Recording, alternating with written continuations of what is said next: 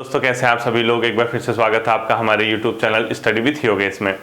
आज आपका जो कल, क्योंकि आपको बताया था मैंने, कल की जो क्लास थी उसमें थोड़ा सा टेक्निकल प्रॉब्लम आ गई थी, एक तकनीकी समस्या आ गई थी। और तकनीकी समस्या भी किस प्रकार से थी, क्योंकि जो वीडियो बनी हुई थी उसके हाफ टाइम के बाद, लगभग 8 से 9 मिनट के बाद क्या हुआ था, उसमें आवाज़ तो आ रही थी लेकिन ना कुछ लिखा दिख रहा था और ना ही कुछ मतलब मेरा भी मूवमेंट नहीं दिख रहा था। ठीक है, तो बच्चों ने बताया सर 8 मिनट के बाद वीडियो का कुछ मतलब दिख नहीं रहे आप, और ना ही उसमें आगे कोई मतलब लिखा हुआ आ रहा है, आप सिर्फ आवाज उसमें आ रही है, बाकी स्थिर है वीडियो। तो वो वीडियो मैंने क्या कर दी थी, रिमूव कर दी थी। वो एक्चुअली कैमरे में कुछ प्रॉब्लम आ गई थी। ठीक है, वो तकनीकी समस्या की वजह से ये दिक्कत हुई और वो मैंने उसका सॉल्व आउट वो कर दी है। अब ऐसी दिक्कत नहीं आएगी। इस वजह से कल वाली क्लास हमने क्या की थी, डिलीट की थी। जब ये बच्चों ने बताया तो लगभग 500 बच्चों ने वो वीडियो देखी थी और लगभग 8 ही मिनट तक वो देखी होगी। ठीक है, उसी को मैं आज कंटिन्यू कर रहा हूँ। इसके बाद मंडे से आपकी प्रॉपरली जो हमारी क्लासेस चल रही हैं, चाहे डीप स्टडी की हो, वीडियो वीडियो की, वो हम लोग क्या करेंगे, उसको आगे को देखेंगे। ठीक है, कल आर्थिक सर्वे को मैं एंड कर दूंगा, कल एक वीडियो आएगी, वहीं पे हम लोग क्या कर देंगे, इकोनॉमी सर्वे को एंड कर देंगे। ठीक है, देखिए आर्थिक सर्वे का जो भाग 3 है आपका, यानी आज इकोनॉमी सर्वे उत्तराखंड का जो है उसका तीसरा पार्ट आएगा। हाँ, आज की वीडियो में थोड़ा सा आपको प्रॉब्लम ये हो सकती है, कैमरे की क्योंकि सर्विसिंग कराई है तो फिर एक बार मुझे दिखाना है। थोड़ा सा कहीं पे आपको ब्राइट दिखेगा अचानक से, कहीं आपको डार्क दिखेगा। ठीक है, यानी एक एक्सपोजर बोलते कुछ बोलते हैं, वो मैंने बहुत ट्राई किया उस सेटिंग को करने का, बट मिल नहीं पाया। ठीक है, तो मुझे फिर से जहाँ पे सर्विस के लिए दिया था, जहाँ इसको सुधारा था, उन्हीं के पास जाना है, वो इसको सही करेंगे। तो थोड़ा सा आप लोग एडजस्ट कर लेना है। ठीक है, देखिए आर्थिक सर्वे का तीसरा पार्ट, पहला क्वेश्चन लिखो, एरोमा पार्क कहाँ पर बनाया जा रहा है, एरोमा पार्क। ठीक है, ये जो बच्चों एरोमा पार्क बनाया जा रहा है, ये किस स्थान पे बनाया जा रहा है, अपने आप में काशीपुर में। कहाँ पे बन रहा है एरोमा पार्क, काशीपुर में इसको बनाया जा रहा है। ठीक है, इसको ध्यान रखना, काशीपुर में। एरोमा पार्क कहाँ पे बनेगा, काशीपुर में बनेगा, ये आपके दिमाग में रहना चाहिए। ठीक है, और इसका जो उद्घाटन किया था 30 दिसंबर 2021 को प्रधानमंत्री नरेंद्र मोदी जी ने इसका उद्घाटन किया था। ठीक है, 30 दिसंबर 2021 को इसका क्या हुआ था, उद्घाटन हुआ था। किसका, एरोमा पार्क जो काशीपुर में बनने जा रहा है। ठीक है, अगला लिखो, सर्वाधिक दुग्ध समितियां किस जिले में रजिस्टर्ड हैं। ठीक है, लिखो सर्वाधिक दुग्ध समितियां, सर्वाधिक दुग्ध समितियां ये कहां पर रजिस्टर्ड है, अपने आप में नैनीताल जिले में। ठीक है, अगर कभी क्वेश्चन पूछता है कि सर्वाधिक दुग्ध समितियां कहां पर रजिस्टर है, तो आपका सीधा सीधा आंसर होना चाहिए कि सर्वाधिक दुग्ध समिति आपका नैनीताल में क्या है, रजिस्टर्ड है। ठीक है, ये भी पता होना चाहिए। नेक्स्ट क्वेश्चन लिख लिया आपने, सर्वाधिक मत्स्य उत्पादन कहां पर होता है, मछली का सबसे ज्यादा उत्पादन उत्तराखंड में किन जिलों में होता है, सर्वाधिक मत्स्य उत्पादन, यानी मछली उत्पादन की दृष्टि से बच्चों सबसे ऊपर आता है अपने आप में कौन, यूएस नगर, फिर आता है हरिद्वार, उसके बाद देहरादून। ठीक है, ये तीन आपको पता होना चाहिए, US Nagar, Haridwar and Dehradun. ठीक है, लिखो US Nagar, Haridwar and Dehradun. Doon लिख देता हूं, ठीक है, समझ जाना, देहरादून का मतलब शॉर्ट में लिख दिया मैंने, दून लिख दिया। ठीक है, तो इन जिलों में सबसे ज्यादा क्वेश्चन पूछेगा मत्स्य उत्पादन में सबसे अग्रणी जिला कौन सा है आपका, तो आंसर आपका क्या हो जाएगा, उधम सिंह नगर सबसे ज्यादा क्या करता है, अपने आप में मछली का उत्पादन करता है। ठीक है, इसके बाद अगला देख लीजिए आप लोग, भौगोलिक क्षेत्र के सापेक्ष जनपदवार वनाच्छादित क्षेत्र सबसे ज्यादा कहां पर है। ठीक है, लिखो भौगोलिक क्षेत्र के आधार पर, भौगोलिक क्षेत्र के आधार पर सर्वाधिक वनाच्छादित क्षेत्र, सर्वाधिक वनाच्छादित क्षेत्र, इसका क्या मतलब है, इसका मतलब है कि जिसका एरिया, किस जिले का एरिया जितना है उसको कंपैरिजन में आपके जिले में कितना क्या है, मतलब 1 है। यानी अगर 100 स्क्वायर फीट अगर क्षेत्रफल है तो किसी के 20 स्क्वायर फीट में फॉरेस्ट होगा, किसी के 25 स्क्वायर फीट में फॉरेस्ट होगा। तो वो क्वेश्चन पूछा जा रहा है कि भौगोलिक, तो इसमें सबसे ऊपर आता है बच्चों नैनीताल, चंपावत, पौड़ी एंड रुद्रप्रयाग। ठीक है, सबसे ज्यादा है कहां पर, नैनीताल, चंपावत, ये क्रम है। ठीक है, पौड़ी एंड रुद्रप्रयाग, पौड़ी एंड रुद्रप्रयाग। ठीक है, इन जिलों में क्या है, सबसे ज्यादा अपने आप में भौगोलिक क्षेत्र के सापेक्ष वनाच्छादित क्षेत्र हैं। अगला लिखो, उत्तराखंड में सूचना प्रौद्योगिकी नीति किस वर्ष अस्तित्व में आई, आईटी। ठीक है, सूचना प्रौद्योगिकी नीति, ये वर्ष 2018 में आई। ठीक है, सूचना प्रौद्योगिकी नीति कब बनी थी? 2018 में बनी थी। अगला लिखना आपको, सर्वाधिक सीएससी कहाँ पंजीकृत है? सीएससी मतलब कॉमन सर्विस सेंटर। ठीक है, सर्वाधिक सीएससी पंजीकृत, कॉमन सर्विस सेंटर लिख देना। सीएससी होते हैं ना जो कभी मतलब ये सरकार मतलब इनको मान्यता दे देती है, तो जैसे कोई आधार कार्ड बनाते हैं, कोई पैन कार्ड वगैरह बनाते हैं, कोई राशन कार्ड से संबंधित मतलब इस टाइप की चीजें करते हैं, आपने देखी भी होंगी कॉमन सर्विस सेंटर। तो सबसे ज्यादा जो कॉमन सर्विस सेंटर हैं वो किस जिले में अगर रजिस्टर्ड है ये पूछता है, तो आपके सर्वाधिक सीएससी जो पंजीकृत है बच्चों वो कहां पर है? यूएस नगर, देहरादून और हरिद्वार में। ठीक है, लिखो US Nagar, Dehradun and Haridwar, यानी उधम सिंह नगर, देहरादून एंड हरिद्वार। ठीक है, इन जिलों में सबसे ज्यादा क्या है? सीएससी पंजीकृत है, कॉमन सर्विस सेंटर। अगला लिखना है आपको, सीमांत पर्वतीय जनपद बाल विज्ञान महोत्सव कहां पर आयोजित किया गया था पिछले वर्ष? ये चंपावत में। हालांकि करंट अफेयर की दृष्टि से बाद में इसको हटा देना, तो लिखो सीमांत पर्वतीय जिला, क्या लिखोगे? सीमांत पर्वतीय जनपद बाल विज्ञान महोत्सव। सीमांत यानी जो सीमांत जिले हैं, क्या लिखोगे? सीमांत पर्वतीय जनपद बाल विज्ञान महोत्सव।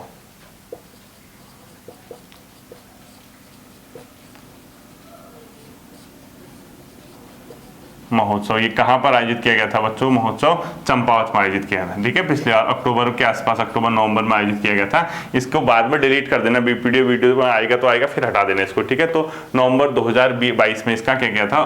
मतलब नवंबर 2022 में इसका सम्मेलन हुआ था। इसको भी आप लोग क्या करोगे? ध्यान में रखोगे। अगला लिखना आपको, कैरवान क्या है? What is Kairwan? कैरवान एक पर्यटन वाहन है बच्चों, ये उत्तराखंड सरकार में शुरू किए गए हैं। ये थोड़ा लग्जरियस गाड़ियां हैं पर्यटन की दृष्टि से, अधिक सुविधाएं मिलती हैं, इनको शुरू किया गया है। तो ठीक है, देखो कैरवान क्या है?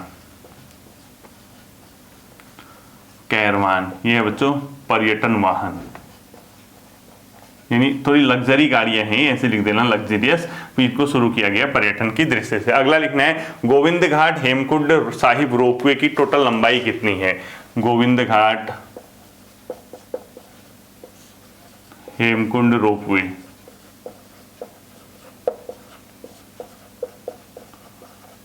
की कुल लंबाई ये कितनी है बच्चों? 12.7, लेकिन 12 पॉइंट कितना हो गया अपने आप में? 40 किलोमीटर। ठीक है, देखो कुल लंबाई है 12.40 किलोमीटर अपने आप में इसकी टोटल लंबाई है। अगला देखना आप लोग, स्वच्छ भारत मिशन ग्रामीण में उत्तराखंड को कितनी श्रेणियों में पुरस्कार मिला है? ठीक है, लिखो स्वच्छ भारत मिशन ग्रामीण ब्रैकेट में लिखो ग्रामीण में उत्तराखंड को कितनी श्रेणियों में पुरस्कार मिला? उत्तराखंड को कितनी श्रेणी में पुरस्कार?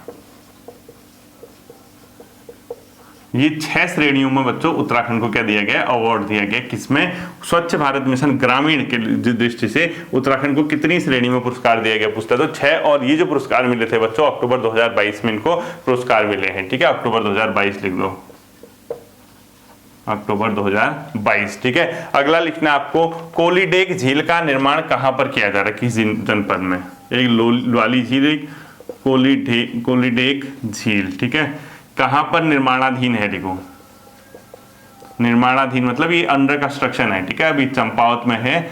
ये कुछ जिलों को पानी की क्या करेगा? सप्लाई करेगा। ये ध्यान में आपको रखना है। ठीक है, अगला लिखना आपको, राज्य में उद्योगों की संख्या। ठीक है, लिखो 22-23 के अनुसार राज्य में उद्योग, और उद्योग कब के? 2022-23। ठीक है, यहां पर आपको पता होना चाहिए बच्चों बृहद उद्योग एक भी नहीं है, ये इनकी पूंजी के हिसाब से होता है।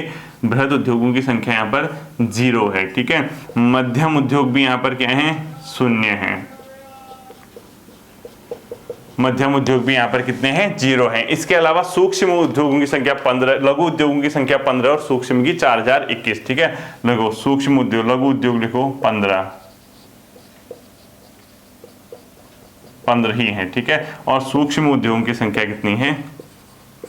सूक्ष्म उद्योग ये है कितने बच्चों 4021 यानी 4021। अब ये क्या है आपका, इनका कैसे पता चलता है, ये किसको हम मतलब ये क्या होता है पता होगा ना आपको, MSPs होते हैं ना, मीडियम स्मॉल, और क्या होता है एक और होता है इसमें माइक्रो मीडियम स्मॉल, MSP सुने होंगे आपने, एंटरप्राइजेस। तो ये उद्योग होते हैं बच्चों, इनके वहाँ कितना पूंजी निवेश है, कितना इनका मतलब अपने आप में टर्नओवर है, उस आधार पर इनको कैटेगराइज किया गया है। तो बृहद उद्योग, मध्यम उद्योग एक भी नहीं है यहाँ पे, ध्यान रखना। लघु उद्योग की संख्या कितनी रजिस्टर्ड है सरकार के, उसमें फिलहाल 15। ठीक है, तो लिखो राज्य की नई निर्यात नीति कब लागू की गई थी। राज्य में नई निर्यात नीति, निर्यात मतलब एक्सपोर्ट, ठीक है, नई निर्यात नीति ये की गई थी 15 दिसंबर 2021 को। न्यू एक्सपोर्ट जो पॉलिसी थी, नई राज्य में नई निर्यात नीति, वो कब आई थी 15 दिसंबर 2021 को लागू की गई थी। ठीक है, अब देखना है जैसे निर्यात होता है बच्चों, निर्यात दो चीजें होती है, एक होता है इंपोर्ट, एक होता है एक्सपोर्ट। तो निर्यात मतलब हम अपने राज्य से कोई चीज अगर बाहर भेज रहे हैं तो वो क्या हो गया, निर्यात हो गया, और राज्य में अपनी चीजें कोई मंगा रहे हो तो क्या हो जाएगा, आयात हो जाएगा। ठीक है, तो ये कब हुई। अगला लिखो, निर्यात के हिसाब से जो अभी हाल ही में बच्चों उत्तराखंड सरकार को यानी उत्तराखंड को logistic ease across different state के शीर्ष इंप्रूव्ड स्टेट की कैटेगरी में 13वां स्थान मिला है। ठीक है, लिखो निर्यात की दृष्टि से, निर्यात की दृष्टि से यानी जो हम क्या चीज कर रहे हैं, कोई चीज निर्यात कर रहे हैं। ठीक है, तो देखो logistic ease across different state, logistic ease across different state, इसका मतलब क्या हुआ, विभिन्न राज्यों में व्यापार की सुगमता के हिसाब से सबसे ज्यादा इंप्रूवमेंट जिसने किया है, यानी जो इंप्रूव्ड करता है कोई राज्य, अर्थात शीर्ष इंप्रूव्ड स्टेट की कैटेगरी में उत्तराखंड को 13वां स्थान मिला है। ठीक है, शीर्ष इंप्रूवमेंट, इंप्रूव की दृष्टि से उत्तराखंड 13th पोजीशन पे पहुंचा है। ठीक है, रैंक है। और ये क्या है बच्चों, इसका मतलब व्यापार सुगमता, ईज ऑफ डूइंग बिजनेस। ठीक है, सुगमता बोलते हैं इसको, यानी ईज ऑफ डूइंग बिजनेस, यानी लॉजिस्टिक ईज ऑफ डूइंग जो भी है इसका मतलब अपने आप में स्टेट। ठीक है, अगला देखो, सर्वाधिक निर्यात अभी तक किस वर्ष हुआ, 2019-20 के फाइनेंशियल ईयर में उत्तराखंड ने जो सर्वाधिक निर्यात किया बच्चों 19-20 के 2019-20 के फाइनेंशियल ईयर में इसने सबसे ज्यादा क्या किया था, निर्यात किया था। निर्यात मतलब कोई चीज यहां से दूसरी जगह क्या की थी, भेजी गई थी। ठीक है, इसके बाद देखो लॉजिस्टिक नीति कब बनाई निर्यात हेतु, ये बनाई 2022 में।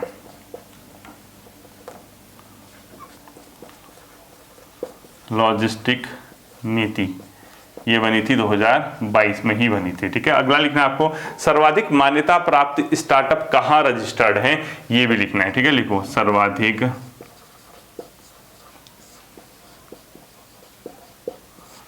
मान्यता प्राप्त स्टार्टअप होते ना, अपना काम शुरू करना, स्टार्टअप न्यू, ये कहां पर रजिस्टर्ड हैं, मान्यता प्राप्त देहरादून में। तो पहले 3 लिख लो, देहरादून, हरिद्वार एंड US नगर और नैनीताल। ठीक है, लिखो देहरादून,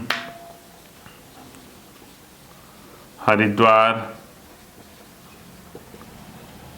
US नगर और नैनीताल। ठीक है, इन जिलों में सबसे ज्यादा क्या है, मान्यता प्राप्त अपने आप में यह है स्टार्टअप्स हैं। ठीक, अगला लिखो, स्टार्टअप नीति जो हाल ही में बनी वो 2022 में एक और बनी है। ठीक है, इसको इस ब्रैकेट में लिखो, नई स्टार्टअप नीति उत्तराखंड सरकार की। ठीक है, 2022 में भी इन्होंने एक स्टार्टअप नीति बना रखी है। ये कौन सी, न्यू वाली, एक तो पहले की है आपको पता होगा आपको, ये नई वाली एक और बना रखी है इन लोगों ने, स्टार्टअप नीति 2022 में। अगला लिखना आपको, औद्योगिक आस्थान, यहाँ पे जो सिटकुल होते हैं बच्चों, बेसिकली 8 टाइप के यहाँ पर औद्योगिक आस्थान है। मतलब मैं ये नहीं कह रहा कि 8 जिलों में है या कुछ है, जो सिटकुल वगैरह बोलते हैं। ठीक है, तो वो औद्योगिक आस्थान जो है यहाँ पर वो 8 कौन कौन से हैं, वो ऐसे लिखता है, ये लिखो औद्योगिक आस्थान। ठीक है, ये बेसिकली बच्चों 8 हैं, यानी बेसिक 2021-22 की मतलब जो आंकड़ा है सरकार का 2021-22 के हिसाब से। अब आपको कि सर ये औद्योगिक आस्थान 8 कौन कौन से हैं, देखिए मैं आपको बताता हूँ। एक सबसे पहला लिखो आप देहरादून में, देहरादून में 2 हैं बच्चों, एक तो है IT पार्क, सुना होगा आपने, एक क्या है IT पार्क है, और एक क्या है बच्चों देहरादून में, फार्मा सिटी सेलाकुई में। ठीक है, लिखो फार्मा सिटी सेलाकुई। ये 2 औद्योगिक आस्थान कहाँ पे है? देहरादून में। हरिद्वार में बच्चों 1 है। हरिद्वार में कितने हैं? 1 है। जो नॉर्मल हरिद्वार का सिटकुल का इलाका है वही अपने आप में यहाँ पर हरिद्वार में रजिस्टर्ड है, ठीक है। इसके अलावा 1 पंतनगर में है और 1 अपने आप में कहाँ लिखोगे? काशीपुर, ठीक है। यहाँ सब 1-1 ही है। पंतनगर में 1 है काशीपुर में। इसके अलावा 1 है बच्चों कोटद्वार में, जिसको ग्रोथ सेंटर के नाम से डेवलप किया गया, ठीक है। कोटद्वार में ग्रोथ सेंटर, कहां पे? कोटद्वार में ग्रोथ सेंटर। तो कितने हो गए देखो? 1 2 3 4 5 6। 2 है सितारगंज में, सितारगंज में, ठीक है। और सितारगंज में 1 को तो बोलते हैं फेस, मतलब जो इसका सॉरी, सितारगंज वाले को एक बोलते हैं सिटकुल फेज 2 और दूसरे को मतलब जो है ESIPL, ठीक है। लिखो ESIPL और इसको बोलते हैं सिटकुल फेज 2। ये नहीं पूछने आ रहा आपसे कि मतलब इसको क्या बोलते हैं, कैसे बोलते हैं। आप सिर्फ ये ध्यान रखना कि कहाँ पे, एक थोड़ा याद रखना कि कौन से औद्योगिक आस्थान को ग्रोथ सेंटर के रूप में डेवलप किया जा रहा है, तो कोटद्वार को, ठीक है। ये थोड़ा सा आपके दिमाग में रहना चाहिए। अगला लिखना है आपको, सीमांत क्षेत्र विकास कार्यक्रम के अंतर्गत कितने जनपद हैं? जो सरकार की एक सीमांत जनपद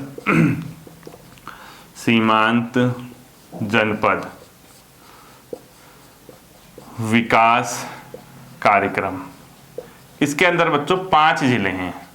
कितने हैं? 5 जिले हैं, ठीक है। तो आपको इन 5 जिलों के बारे में थोड़ा सा आइडिया भी होना चाहिए। अब आइडिया कैसे आएगा मैं बताऊंगा, ठीक है। आइडिया कैसे आना है देखो, किस कौन कौन से? चंपावत, चमोली और पिथौरागढ़, उधमसिंह नगर और उत्तरकाशी लिखो। ये सब सीमांत जो बाउंड्री बनाते हैं, ठीक है। अभी बताता हूँ कैसे। सीमांत जिले विकास कार्यक्रम के 5 जिले हैं, ठीक है। 1 को लिखो पिथौरागढ़, दूसरा लिखो चंपावत, तीसरा लिखो उधमसिंह नगर, ठीक है। तो कितने हो गए? पिथौरागढ़, चंपावत, उधमसिंह नगर, अगला लिखो उत्तरकाशी और लास्ट आपने क्या लिखा है? चमोली। देखो इन सीमांत जिले विकास कार्यक्रम के अंदर जो 5 जिले हैं, यहाँ हर एक जगह जिले से कुछ ना कुछ सिलेक्ट किया है। चमोली का जोशीमा डेवलप किया जाएगा इसके तहत, ठीक है। उत्तरकाशी का भटवाड़ी किया जाएगा, उधमसिंह नगर का खटीमा किया जाएगा, चंपावत का एक तो चंपावत, दूसरा लोहा घाट लिख लेना है, ठीक है। और पिथौरागढ़ का कौन सा? धारचूला, मुंशियारी, कनालीसीना और अचकोट, ठीक है। तो धारचूला, मुंशियारी, कनालीसीना और इसके अलावा एक क्या लिखोगे? मूनाकोट। कनालीसीना क्या? मूनाकोट लिखना है, ठीक है। मथकोट नहीं, मूनाकोट। ये 4 ये किए जाएंगे तो सीमांत जिला विकास कार्यक्रम के तहत डेवलप, ठीक है। ये भी आपको पता होना चाहिए। अगला लिखो, उत्तराखंड में रिएप परियोजना का संबंध है। उत्तराखंड में REAP, ठीक है। ये है बच्चों रूरल एंटरप्राइज एक्सेलरेशन प्रोजेक्ट, यानी ग्रामीण उद्यमों को एक्सेलरेट करना है, उनको आगे बढ़ाना है, यानी रूरल एंटरप्राइजेस एक्सेलरेशन प्रोजेक्ट है। ये जो प्रोजेक्ट चल रहा है बच्चों, ये परियोजना आईफेड की सहायता से चल रही है। एक संगठन, एक संस्था है अंतर्राष्ट्रीय स्तर पर, आईफेड बोलते हैं, ठीक है। तो रिएप परियोजना किसकी सहायता से चल रही पूछिए तो आईफेड, ठीक है। आईफेड की सहायता से चल रहा है, ठीक है। देखना है इसको अगला आईफेड। तो आईफेड एक संगठन है जो इसको वित्त पोषण करता है, इसको फाइनेंस दे रहा है रिएप को। इसको फुल फॉर्म लिखना है रूरल एंटरप्राइज एक्सेलरेशन प्रोजेक्ट है, यानी इसको हिंदी में बोलते हैं बच्चों क्या? ग्रामीण उद्यम वेग वृद्धि परियोजना। क्या लिखोगे? ग्रामीण उद्यम वेग वृद्धि परियोजना, ग्रामीण उद्यम वेग वृद्धि परियोजना, ठीक है। वेग वृद्धि परियोजना इसको क्या किया जाता है? बोला जाता है, ठीक है। ये था आपका आर्थिक सर्वे का तीसरा पार्ट, यानी जो कल छूट गया था, जो पढ़ा दिया था, मुझे भी जबरदस्ती दोबारा इसको तैयार करवाना पड़ा। एक छोटी सी वीडियो हमारी कल आएगी आर्थिक सर्वे की, उसके बाद मंडे से हम लोग इसको बहुत बेहतर तरीके से अपने आप में क्या कर लेंगे? कवर करेंगे नई चीज के साथ। फिर मिलते हैं अगले सेशन पर, अपना ध्यान रखिएगा। Thank you.